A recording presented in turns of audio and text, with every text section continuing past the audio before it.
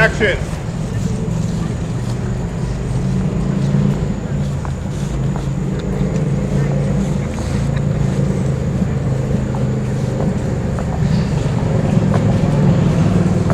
Looking at her, smiling. And background action and action.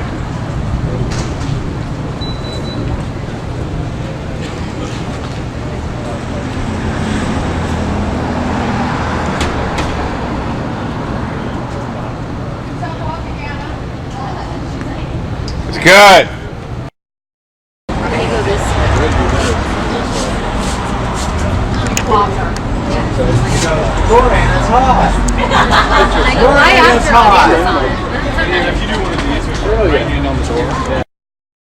Background action and action.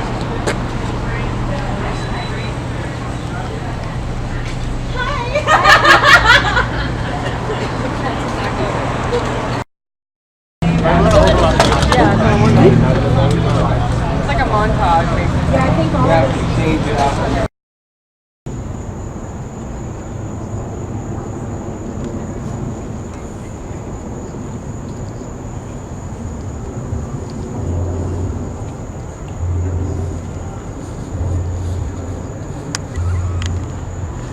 Go all the way into critical focus, like single them. Give me singles.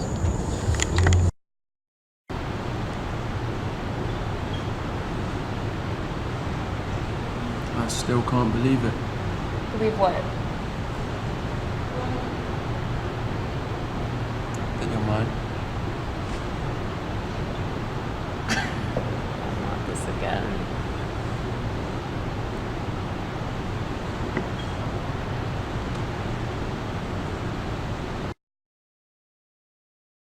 If there's one thing about After that drew me to it, it's that it's not perfect in any way, shape, or form. Like, the relationship is messy and complicated, and the people in it are messy and complicated, and it's just very real, I think.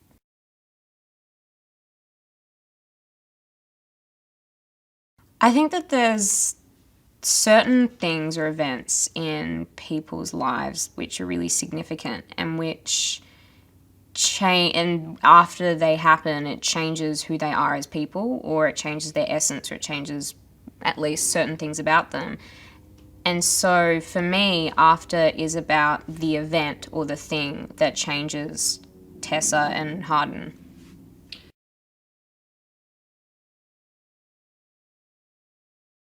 She is so much fun, and she is such a pro. We will be laughing about the stupidest thing, cracking up, and then the next minute she'll be crying in this, doing the most emotional scene. It's so great to watch someone with as much experience in the industry as her and as good at acting as I guess she is. And I was surprised by how much we had in common. So kudos to casting, because it does really feel like mother and daughter when we're acting together. Hardin is Tessa, the lead's love interest, and he is what is essentially, in colloquial terms, a Mr. Steal Your Girl. I would say that encapsulates it pretty well, but he is, for lack of a better word, a womanizer who changes throughout the film thanks to Tessa.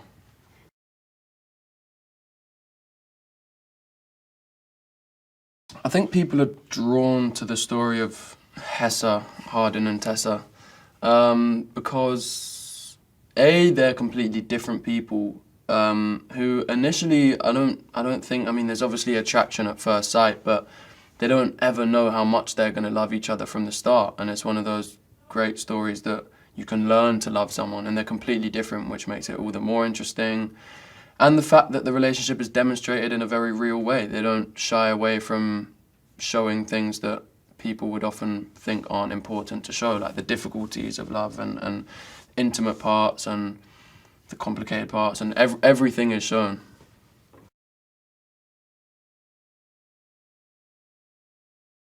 Josephine Langford plays Tessa Young, and I think the reason I mean, we could go on for ages, but I think her acting ability helps me so much. And the fact she's such a nice, considerate person, and that she simply just acts so well, especially in the emotional scenes and stuff, it really gives me a lot to feed off, and she's just doing a great performance. She's carrying this film. I think her acting ability is the strongest aspect she brings to this film, quite rightly.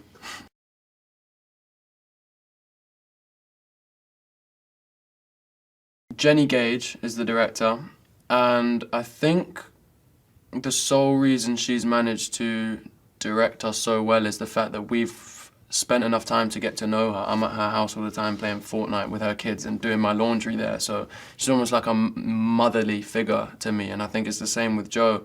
And the fact we feel so free and able to discuss everything that we think freely, and all of our visions of the film are very similar, it just makes it a very easy and practical kind of relationship we have between the three of us.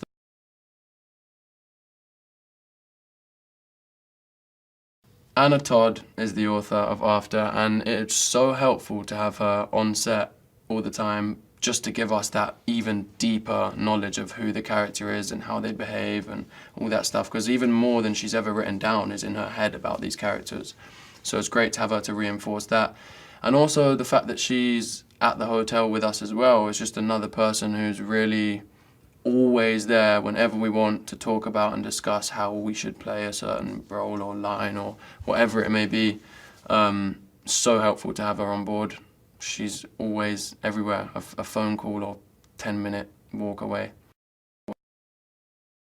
The beginning was just me reading fan fiction. I've always read fan fiction from Twilight, Harry Potter, back to like live journal Hansen days. I've just always loved fan fiction. So I saw on Instagram where people were writing One Direction fan fiction, and I was the only one of my adult friends who liked One Direction's music, and I was like, what is this? Somebody's writing fan fiction about One Direction. And then I realized it was not only, you know, young girls, it was grown women, it was grown men, it was this whole world of fan fiction that I didn't know existed. So then I joined Wattpad to read it. I never thought about really writing it myself. I just wanted to read on Wattpad. And then one day I felt like I'd read everything on Wattpad, which is obviously not true because there's millions of stories, but just nothing was finished or catching my eye, and I only wanted to read fan fiction about One Direction specifically. I refused to read any like published books or anything. So then I just was like, I'll just write a chapter. It was literally this random thought. Like, I'm glad I didn't think about it again, otherwise I would have never done it. But I was like, maybe I'll just write a chapter and entertain myself. So I did, and then it was about 3 months later when it really started picking up. It was picking up in the beginning, but it just like crashed the website and all of these things. And then Wattpad reached out to me about publishing and asked if I ever thought about it. And of course I hadn't, because I'm like, people publish Harry Styles books? Like, what is that? And then I went to Wattpad, and then we went and met with publishers. The book went to an auction. I got to choose the editor and publishing house that I wanted, which is literally like a writer's dream come true, which before this I thought that every writer gets to have that luxury, which is definitely not reality, unfortunately. And Simon & Schuster picked it up, and here we are.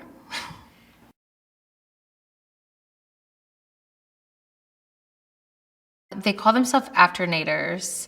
In the beginning, they called themselves toddlers, but we were like, let's not do that, because it's like, yeah. So afternators stayed, and then in Spanish, they call themselves afterianas, which is really cute, obviously. And their influence has just been, one, just kind of like this sea of fish that's like a friend for me. Their influence from the comments in the beginning, just making me write the next chapter. Like, I can't wait for the next chapter, or if you don't update, I'm going to never read this again, or I'm going to find out where you live, or what, just like the most passionate. But they really, having all these people say like, I need another chapter, really did help me write so fast. That's, I think, the reason why I wrote 1 million words in a year, because I didn't even know how many words I was writing. But there's just something about this positive group of people who just want to read it just because they want to know what happens. And it felt like they were as much owner of the story as I was because we were doing it together.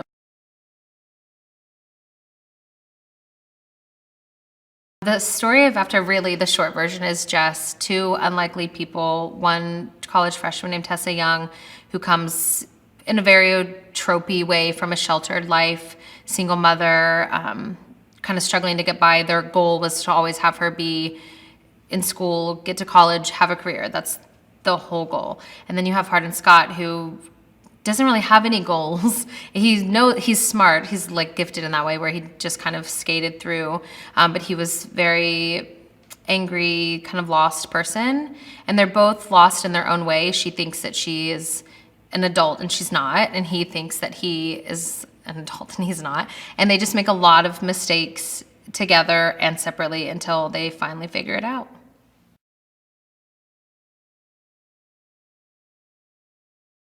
To me, it's just who these people are after they meet each other and how every little thing, every choice you make, every person you meet can change you in some way.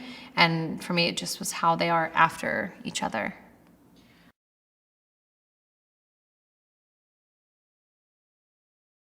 Even if you've never heard of this before, or me, or read any of my books or any books, I think you'll just get that same feeling of the old-time love story from Pride and Prejudice, from Wuthering Heights, from She's All That, even Cruel Intentions. I think it has that nostalgic feeling of a love story, but very modern, and painful, and angsty, and happy.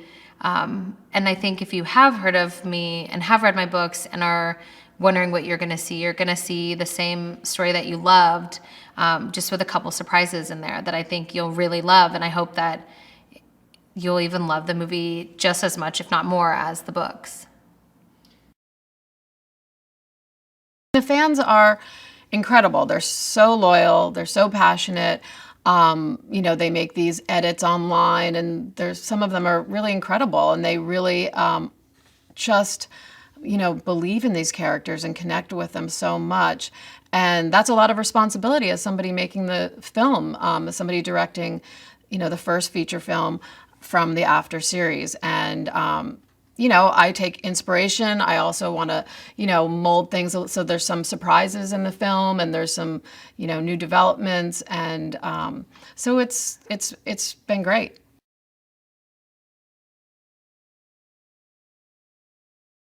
I think in this day and age, everyone has a responsibility to telling authentic, inspiring stories. Even in first love is never perfect. It's never, it's often messy, but that doesn't mean that it can't be something that we learn a lot from and that is inspiring.